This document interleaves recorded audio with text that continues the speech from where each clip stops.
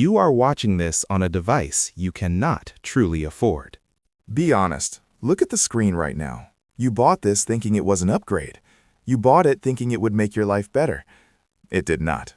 It is just another liability. Look at the chair you are sitting on. Look at the shoes by the door. Look at the contents of your shopping cart history. They are monuments to instant gratification. They are evidence of financial weakness. You call it spending. I call it leaking. You are leaking money constantly, relentlessly, into things that offer zero return. You think you are financially stable because you can make the minimum payments. You are wrong. You are financially fragile. One unexpected expense and your entire flawed structure collapses. I am not talking about necessity. I am talking about the extra, the unnecessary, the purely psychological purchase that keeps you trapped. Why do you do this? Why do you keep buying things you do not need with money you have not truly earned yet? This is not a criticism of your taste. This is a confrontation about your survival. The problem of the void. You who are watching this confuse emotion with necessity. When you feel stressed, what is your first reaction? Not saving, not budgeting. It is scrolling online. It is clicking add to cart. You believe the brief rush of a purchase will solve a deeper underlying problem. You are trying to fill an emotional void with physical objects. It never works. It cannot work. The dopamine hit you get when you click Buy Now lasts approximately 36 hours. Then the item arrives. You open it, you use it once or twice. Then it sits. It becomes clutter. It becomes a reminder of your momentary weakness. This is the hedonic treadmill in high gear. You must keep running faster and buying more just to maintain the same level of artificial happiness. You are chasing a finish line that moves every time you take a step. You are addicted to the anticipation of the purchase, not the product itself. The anticipation is free. The product is crippling debt. You tell yourself this purchase is different. This gadget will finally organize your life. This jacket will finally give you confidence. This expensive subscription box will finally make you feel like you belong. Lies. All of them. You do not need an external object to fix internal damage. You are trying to outsource your happiness to Amazon. Stop it. You are scared of boredom. You are terrified of silence. So you replace purposeful financial action with passive consumption. Look at your credit card statement right now. Do not flinch. Do not lie to yourself. Count the subscriptions you forgot you had. Count the delivery fees for food you could have made at home. Count the accessories for the accessories. These tiny purchases are death by 1,000 cuts. They feel insignificant in the moment, but together they form a mountain of wasted potential. Why are you doing this? Because society has trained you to signal status through spending. You want your peers to think you are successful. You bought the slightly fancier car not for better mileage, but for the 3 seconds of recognition you get when you pull up somewhere. That recognition is temporary. The loan is very real. You are spending money you do not have to impress people you do not truly like. That is the definition of financial madness. The logic of financial folly. Let us talk real math. The math you actively choose to ignore because it hurts your ego. Every single unnecessary dollar you spend is not just a dollar gone. It is an investment opportunity destroyed. This is the concept of opportunity cost, and you treat it like a suggestion, not a law of physics. Take the average unnecessary daily expense, the gourmet coffee you buy every single weekday. It costs you $5. $5. Feels harmless, right? Over a typical work week, that is $25. Over 1 month, that is approximately $100.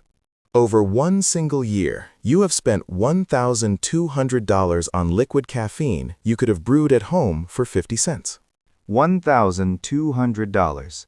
You threw that amount away for the convenience of someone else pressing a button. Now, let us pretend you invested that $1,200 instead. You put it into a low-cost index fund that yields a conservative 8% annual return. If you skip that $5 coffee and invest that $100 monthly for 20 years, You do not have $24,000, which is the simple total you spent. You have $55,000. $55,000, generated solely by not drinking expensive coffee. You traded $55,000 of future security for 1,800 daily cups of instant pleasure. You chose the cup over the capital. You chose the taste over the triumph. This same devastating math applies to every unnecessary purchase you make. That $200 designer belt you had to have, that is $200 less compounding interest for the next decade. That $800 television you bought because the old one was 3 years old and only high definition, not ultra high definition, that $800 is charging you for its existence. Think about the high-interest debt you carry. If your credit card is charging you 20% annual percentage rate, every single purchase you make is immediately 20% more expensive than the sticker price. You bought a $1,000 phone. You put it on the credit card. You take 6 months to pay it off. You did not buy a $1,000 phone. You bought a $1,100 phone just for the privilege of owning it immediately.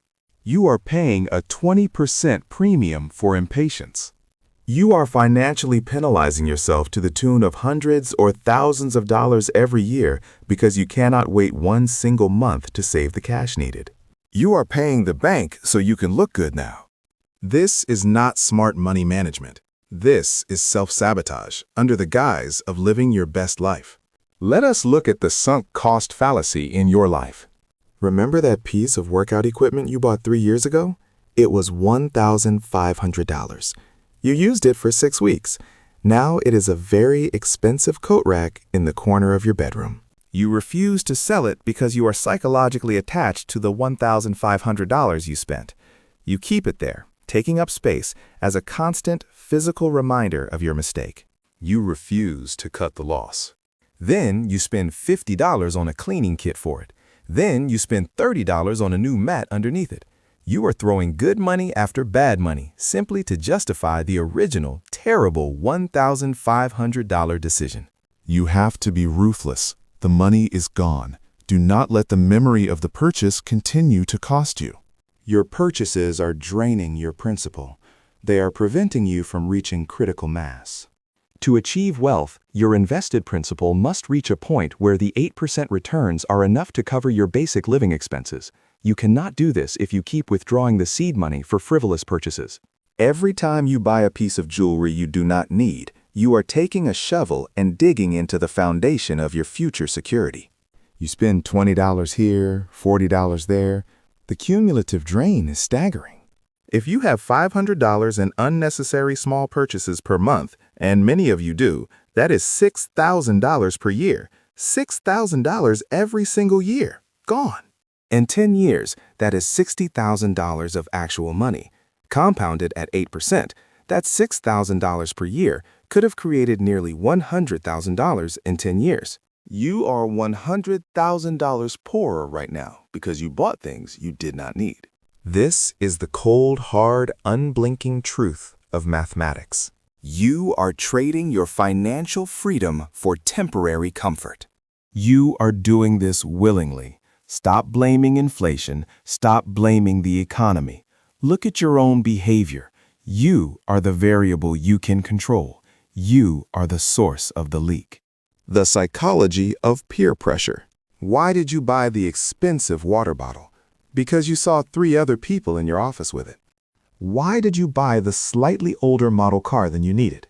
Because you were embarrassed to drive the truly economical car. You suffer from social signaling sickness. You use items as badges of honor, attempting to communicate success before you have actually achieved it. This is fake wealth. Fake wealth is spending money you do not have to buy things you do not need.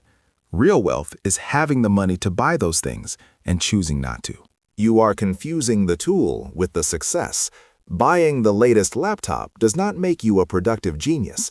It makes you someone who spent $2,000 on a laptop. You buy things to project an image of effortless success, but the effortlessness is a performance. Behind the curtain, you are stressed, drowning in debt, and reliant on the next paycheck to cover the last mistake. You must stop caring about what strangers think of your possessions. Strangers do not pay your bills. Strangers do not fund your retirement. Strangers will forget your new coat the moment they walk past you. The only person who cares about your financial stability is you, and you are doing a terrible job of protecting your own interests. The fundamental shift needed is simple. You must divorce your sense of self-worth from your possessions. Your value is not determined by the brand names on your clothing or the horsepower of your vehicle. If your self-worth requires a $300 jacket to feel legitimate, your foundation is rotten. When you buy something unnecessary, you are paying for the external validation that you should be providing for yourself internally. You must stop seeking the external validation of the transaction. You need to find the internal satisfaction of the savings. The ruthless solution you must implement now. Stop listening to me and start acting. Do not save this video to watch later. Do it now. This is not a suggestion. This is a command. Your financial future depends on immediate, brutal honesty. Step 1. The financial audit of shame. You are going to print out or pull up your last 60 days of bank and credit card statements. Go through them line by line. With a bright marker, highlight every single purchase that was not absolutely essential for survival: shelter, food, basic utilities. Highlight the subscription for the mobile game. Highlight the 10th pair of black athletic shoes. Highlight the fast food delivery fees. Calculate the total of the highlighted items. This is your number of shame. This is the exact amount you stole from your future self in 2 months. If that number is higher than $1,000, you have a severe spending disorder. Your goal is to shock your system. Look at that number and feel the physical pain of its loss. Step 2. Implement the 72-hour rule. You see something you want, you crave it. Your brain is telling you that this purchase is the key to happiness.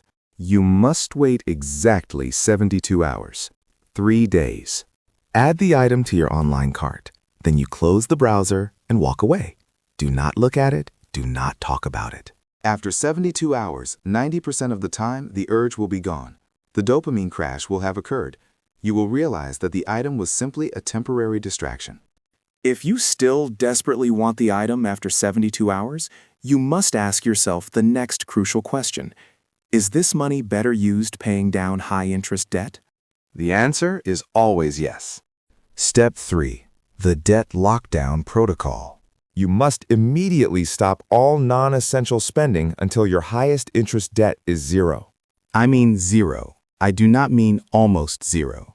If you have $1,000 of credit card debt at 22%, you are banned from buying new clothes, new gadgets, or expensive outings. Your debt is a financial fire that is currently raging. You do not buy a new decorative rug when your house is actively burning down. You put out the fire first. Every extra dollar you have must be channeled toward that highest interest debt. Use the savings from skipping the unnecessary coffee. Use the money from canceling 2 subscriptions. Attack the debt with ferocity. Your focus must be singular. Reduce the percentage you are paying to the bank. Stop being the bank's most profitable customer. Step 4. Sell the monuments of mistakes. Look around your room again. Find the evidence of your financial failures. The camera you never use. The jacket with the tag still on it. The exercise equipment that gathers dust. These are not heirlooms. These are monuments to poor decisions. You must sell them immediately. Use online marketplaces. Host a garage sale. Give them away to people who will actually use them. The money is gone, but the physical item continues to cost you space, energy, and psychological baggage. Convert the dead money into working capital. Do not keep your failures visible. Liquidate the evidence. Take the money you earn from selling your mistakes and apply it directly to your debt. This is how you redeem your past financial errors. You need to shift your focus from consumption to contribution. You need to stop asking, "What can I buy?" and start asking, "How much can I save and invest?" You have been living your life on the edge of financial disaster because you prioritize the temporary appearance of wealth over the enduring reality of it. Your unnecessary purchases are a symptom of a larger illness. a lack of financial discipline and emotional control. The $5 coffee is not the problem. Your willingness to sacrifice $55,000 for $5 of convenience is the problem. You are smart enough to understand this math. You are brave enough to face this truth. Now you must be disciplined enough to change. Stop buying the things that keep you poor. Start funding the future you claim you want.